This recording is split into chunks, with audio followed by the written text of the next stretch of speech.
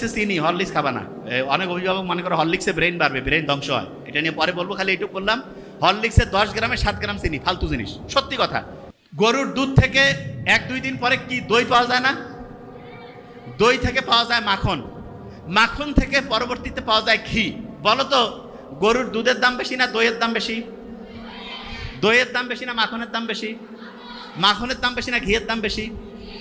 আচ্ছা, এবার তুমি মনে করো ঘি ডাইরেক্ট দুনিয়া কি ঘি আসে, নাকি দুধ থেকে দই, দই থেকে মাখন, তারপরে ঘি? ডাইরেক্ট ঘি নাকি দুধ থেকে তৈরি হয়? আচ্ছা, তুমি ভালো কাজ করছো, সাথে সাথে তুমি পুরস্কার পাইছো, তাইলে বলো তো দই পাবা না দুধ পাবা? গরুর দুধ পাইলা। একটু দেরিতে পাইছো, তাইলে কি গরুর দুধ থেকে কি পাবা? দই পাবা। আর একটু দেরিতে হইলে, সবচেয়ে দেরিতে ঘি। তাহলে সবাই ঘি খাইতে চাও না?